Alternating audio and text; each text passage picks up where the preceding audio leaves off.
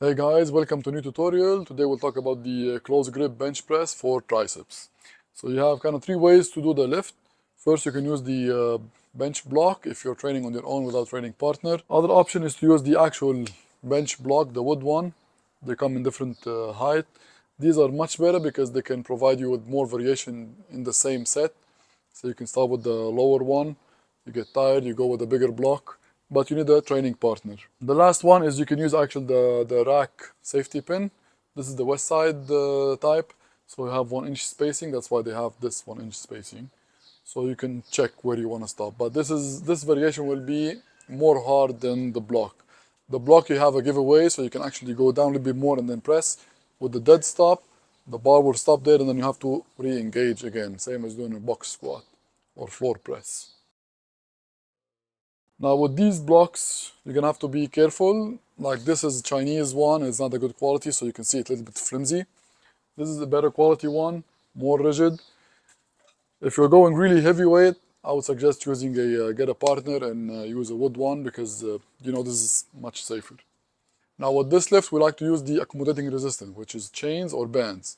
Why? Because we know from the strength curve of the lift, when we're here, it's hard. When we reach the lockout, it's much easier. So it doesn't make sense to use one weight from this position to that position. On top, you're not going to engage all these fast twitch motor units.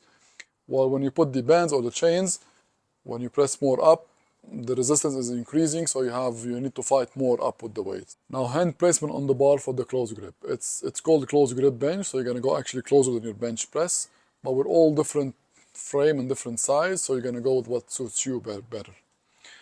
Now imagine if you're doing bench press, usually you go here, elbow at 45 degree, arm straight from here, right? Now you're gonna take the same position and you're gonna go with close grip. So you're gonna actually do like an arc from here, you go down, right? So that's where you tuck your elbow in for that lift, and your arm gonna get closer together. That's why it's called close grip. And if you see, actually, if you notice, like if I'm doing bench press normal, the line gonna come here when I go down with the bar. With the close grip bench, I'm gonna go a little bit lower because my arm gonna get lower, and I'm gonna keep my elbow tucked in all the time. If you flare your elbow on the left, you're gonna get your shoulder engaged. That's when you're gonna hurt yourself. All right. And remember, everything we do with the bench press or close grip bench, you're gonna always retract your scapula. So when you pick up the bar, you're gonna retract your scapula on the bench, then keep your elbow in, go down, and then press straight line. Imagine you're pressing straight line and you're away from the barbell. Okay. We'll see some execution now. Okay, now same as the bench press setup, I'm gonna always put my eyes under the bar for the first pickup. If you train with bands, you know that anytime you unrack the bar, the band's gonna pull you straight down. So when you get really tight, you wanna squeeze your shoulder blade on the bench, hand in position, elbows in, down and up.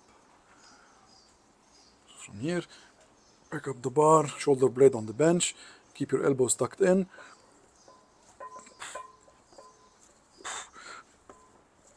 Now if you notice the block, how it compresses down,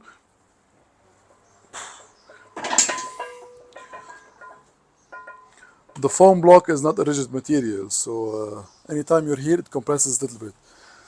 For heavier weight, I suggest always use a wood block and a partner. It's much safer. The hardest version will be on the safety pin because it's a dead stop, so it's same as doing floor press.